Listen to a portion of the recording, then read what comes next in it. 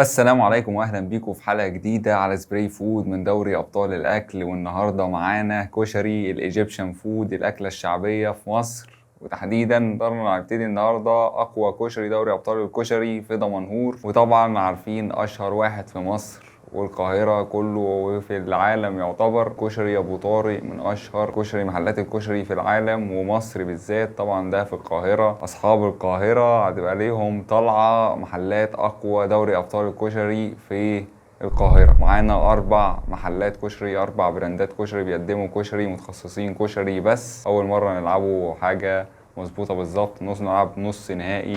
معانا 4 محلات، يلا بينا. أول واحد معانا كشري السلطان. كشري السلطان هيلاعب مين بقى يا ترى؟ كشري السلطان ضد كشري الخديوي. طبعا محلات الكشري ديت هي مفيش بينه يعني ايه، هم 4 تقريبا بس اللي موجودين في دمنهور. هنشوف. دين كشري التكية هيلاعب، طبعا هو ايه، ماتشين معروفين. هيلاعب كشري الحسيني.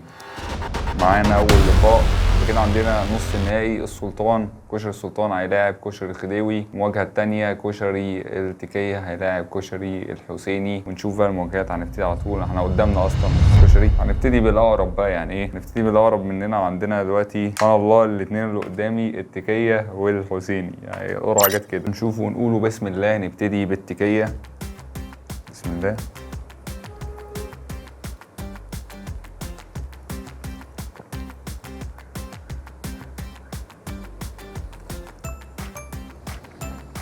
التكية الكشري بتاعه أقرب كشري لكشري البيت. الكشري بتاعه نضيف جدا، ما فيهوش حتة الصلصة والحاجات اللي بتبقى صعبة بالنسبة لكشري الشارع. ده أقرب واحد، ده كشري بريميوم، كشري أقرب كشري للبيت، وقريب جدا من كشري أبو طارق اللي هو أقوى محل كشري في مصر كلها. فالكشري بتاعه قريب من الكشري بتاعه. وندخل على الكشري التاني، كشري الحسيني. الكشري الحسيني ده الكشري اللي بقولك عليه كشري الشارع، اللي هي المكرونة بقى والحاجات اللي بس هنشوف ونجرب برضه. الشكل كده هو ايه، ده كشري الشارع بالظبط. بسم الله.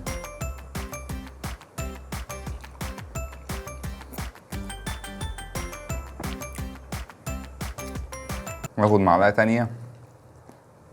في طعم التوم البودر ده وشوية توابل. التوابل بقى اللي بتبقى محطوطة على الصلصة والكشري بتبقى عاملة، ده كشري الشارع، ده كشري الشارع كده، فعاملة طعم غريب.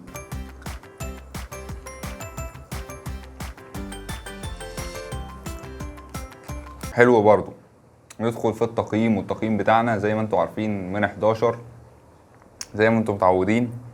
هنقيم ونبتدي. يبقى أول واحد التكية، ومعانا حسيني. أول حاجة احنا السعر وحدناه ما بين الاتنين. أول حاجة عدي الباكجينج واحد، وأدي الخدمة كل واحد هياخد 1، وأدي بقى كده السعر كل واحد هياخد 3. لأن السعر احنا وحدنا علبة الكشري، جايبين علبة ب30، دي علبة ب30 ودي علبة ب30، بس علبة التكية أكبر من الحسيني صراحة. فهنشوف بقى التقييم بتاعنا. فاضل التست الجودة بتاعت الكشري، فانا هقيم بقى ايه. هدي التكية هديله 6 من 6، الحسيني هياخد 4 من 6. العلبة اصغر شوية، والطعم طبعا يعني ايه، ده كشري الشارع اللي انا بالنسبة لي مفضلش اوي كشري الشارع، بقرب لكشري التكية. فدي وجهات نظر كده. معانا التكية اخد العلامة الكاملة، اخد 11 من 11، وطبعا الحسيني اخد 9 من 11.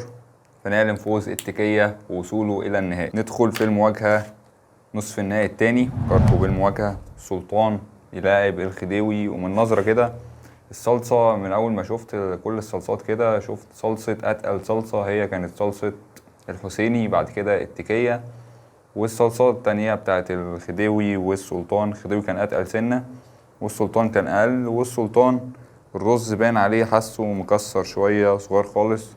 اما الخديوي الرز بتاعه متماسك وزي ما هو. فنجرب ونشوفه. اول واحد السلطان، نجرب ونشوف.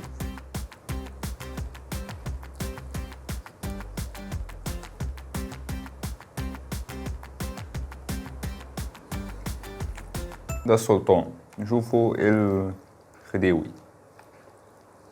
الخديوي يبان عليه اللي هي مكرونة كتير شوية، بس في رز، بس يبان عليه اللي هو ايه فاتح كده، مفيش توابل كتيرة، مش موفر. فنشوفه مش كده تطلع ولا ايه.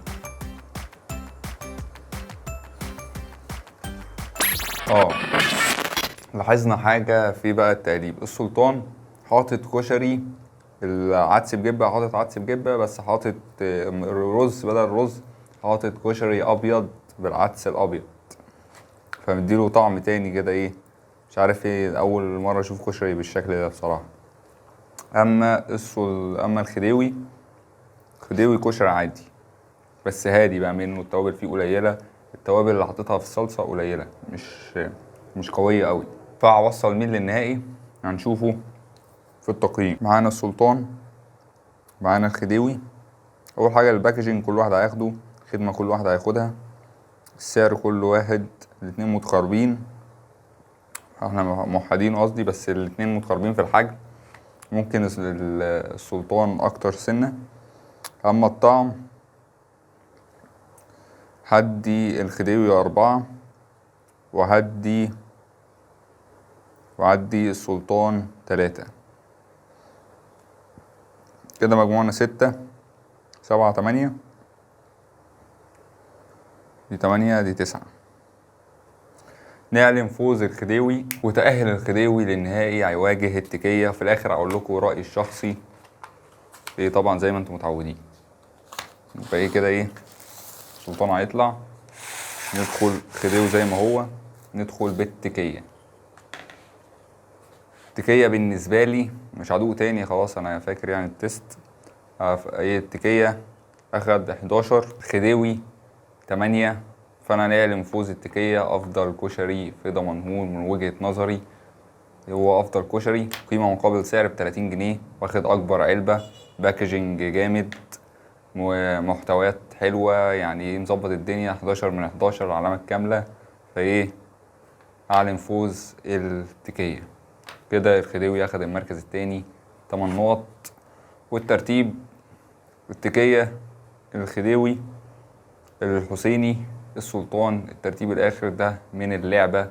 اما ترتيب الشخصي اعلن التكيه، الحسيني، التالت هيبقى الخديوي، والرابع هيبقى السلطان. فده ترتيب الشخصي. وانا برضو يعني ايه حته السلطان اللي هو حاطط كشري اصفر دي، يعني ايه في حاجه غلط، الرز حاسه مفتفت، رز متكسر، فدي يعني محتاج يحسنها. فدي من وجهه نظري النهارده كانت كشري افضل دوري ابطال الكشري. فلو عجبتك الحلقه ما تنساش اللايك والشير والسبسكرايب، فعل جرس التنبيهات عشان يوصلك كل جديد. تابعني على السوشيال ميديا، اللينكات في الديسكريبشن. اشوفكم في حلقه جديده من دوري ابطال الاكل على سبراي فود. سلام.